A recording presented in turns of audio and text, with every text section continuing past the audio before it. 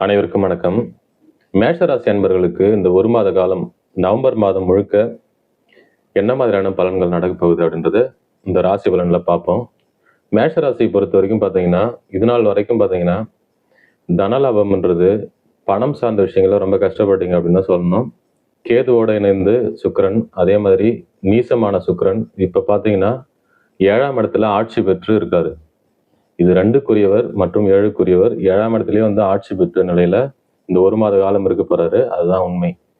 அப்ப தனம் நல்லா இருக்க போகுது. உங்களுக்கு பணப்பற்றாக்குறை என்பது நீங்கி ஒரு நல்ல ஒரு தனலாபம் இருக்க போகுது அப்படின்னே சொல்லணும். அதே மாதிரி குடும்பத்தில் ஒற்றுமை அப்படின்றது ரொம்ப நல்லா இருக்கும். கணவன் மனைவி சார்ந்த விஷயங்கள்ல பிரிவினைகள் இருந்தாலும் இது ஒரு நல்ல அமைப்பு. சேர்வதற்கான ஒரு அமைப்பை ஏற்படுத்தும் அப்படின்னு சொல்லலாம். இந்த 7ஆம் இடத்துல இருக்கக்கூடிய சுக்கிரன். தனலாபம்ன்றது அருமையா இருக்குது இந்த ஒரு மாசத்துக்கு. அதுக்கப்புறம் பார்த்தீங்கன்னா 5ஆம் இடத்துல கேது. இந்த 5ஆம் இடத்துல கேது இருக்கிறதுனால குழந்தைகள் சார்ந்த விஷயங்கள்ல கொஞ்சம் கவனமா இருக்கணும். ஒரு சில மருத்துவ செலவுகள்லாம் வந்துட்டு ஏற்படுவதற்கான வாய்ப்பு. ஏன்னா நீசமாகிறாரு.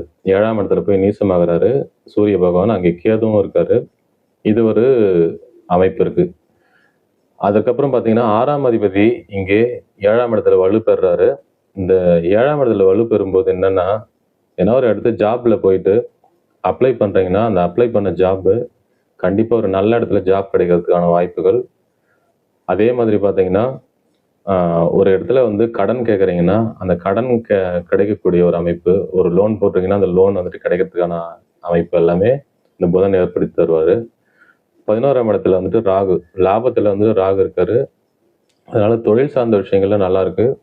அதே மாதிரி அதிசார குரு பயிற்சின்றது உங்களுக்கு மிகப்பெரிய ஒரு நல்ல அமைப்பு. 9ஆம் அதிபதி ஒரு உச்சம் என்ற நிலையில இருக்காரு அதிசாரத்துல. இந்த அமைப்பு ரொம்ப சூப்பரா இருக்கு அப்படின்னே சொல்லலாம்.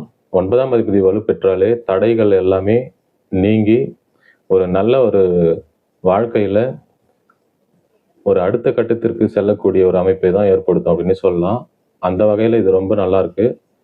12ஆம் இடத்துல விரய சனி இருந்தாலுமே இந்த ஒரு மாத காலம் பாருங்க ரொம்ப நல்லா இருக்கு. ஒரு சிலருக்கு பார்த்தீங்கன்னா, ஒரு மன உளைச்சல்லாம் நெறைய இருந்தது. நமக்கு ஏதாவது ஆயிடுமோன்ற ஒரு மனக்கலக்கம்ல. ஏன்னா 5ஆம் இடத்துல கேது இருந்தாவே தேவையில்லாத மனக்குழப்பங்கள்லாம் இருக்கும். இந்த 4ஆம் இடத்துல அதிசார குரு பயிற்சி நடந்ததுனால, அந்த மனக்கசப்பு, அந்த என்ன சொல்றது? அந்த மனப்பிதற்றங்கள்லாம் கூட நீங்கி, இது ஒரு நல்ல அமைப்பாக இருக்கும் அப்டின்னே சொல்லலாம். இந்த ஒரு மாத காலம் மிகப்பெரிய ஒரு நல்ல அமைப்பு தான்.